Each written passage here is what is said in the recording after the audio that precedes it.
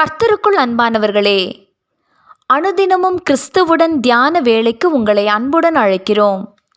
இன்றைய தியானத்திற்கான வேத வாசிப்பு தானியேல் 1ஆம் அதிகாரம் வசனங்கள் 3 முதல் 6 வரை. தியானத்தின் தலைப்பு, என்ன வந்தாலும். கர்த்தாவே, நீர் எங்கள் நடுவில் இருக்கிறவராமே, உம்முடைய நாமம் எங்களுக்கு தரிக்கப்பட்டும் இருக்கிறதே, எங்களை விட்டு போகாதிரும். எரேமியா 14ஆம் அதிகாரம் வசனம் 9. கண்ணை கட்டி காட்டில் விட்டது போல என்று பேச்சுக்கு சொல்வதுண்டு. எதிர்பாராத காரியங்கள் நடக்கும்போது என்ன நடக்கிறது என்று கூட சிந்திக்க முடிகிறதில்லை. அந்த வேளைகளிலும் குறைந்தபட்சம் தேவன் நம் நடுவில் இருக்கிறார் என்ற நினைவாவது நமக்கு வருமானால் நாம் தவறி போக மாட்டோம்.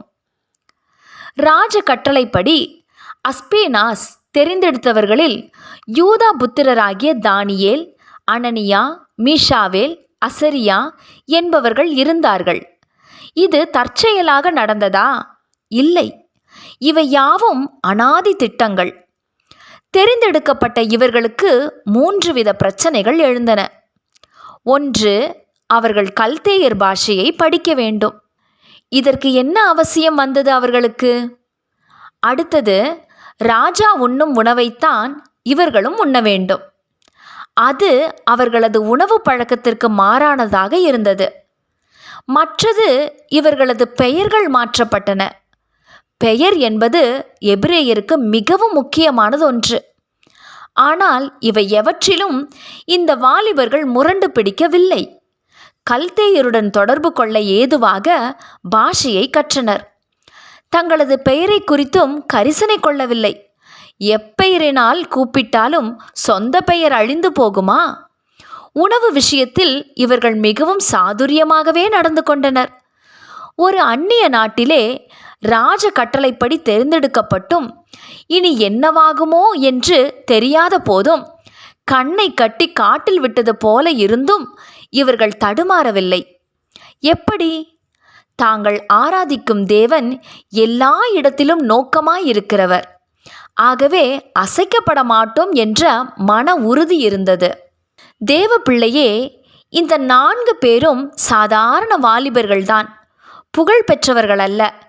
ஏதோ படித்திருந்தார்கள், அழகாயிருந்தார்கள், அவ்வளவுதான். ஆனால் அவர்களுக்குள் இருந்த வைராக்கியம்தான் பெரிதாயிருந்தது. இந்த நாட்களிலும் பல வாலிபர்கள் பாவத்தில் மாண்டு கொண்டிருந்தாலும் ஏராளமான வாலிபர்கள் கர்த்தருக்காக எழும்பியிருக்கிறார்கள். எப்படி? உலகம் என்ன செய்தாலும் கர்த்தர் நமக்கு நடுவில் இருக்கிறார் என்ற உறுதி இருப்பதனால் தானே. அந்த உறுதி நமக்கு உண்டா? இன்றைய சூழ்நிலைகள் மாறலாம், எதிர்பாராதவைகள் நடக்கலாம். என்றாலும் தேவரீர் என் நடுவில் இருக்கிறீர், நான் அசைக்கப்பட மாட்டேன் என்று சொல்லுவோமாக. பகைவர்கள் நிச்சயம் நடுங்குவார்கள். கர்த்தருடைய பிள்ளைகள் எப்பொழுதும் ஜெயம் பெற்று கழுகை போல பறப்பார்கள். ஜெபம் செய்வோமா? அன்பின் தேவனே, தானியேலுக்கும் 3 நபர்களுக்கும் நடந்ததைப் போன்று இன்று எங்களுக்கு நேரிடுமானால் அவர்கள் காட்டிய அதே வைராக்கியத்தையும் உறுதியையும் நாங்களும் காட்ட எங்களுக்கு கிருபை தாரும். ஆமென்.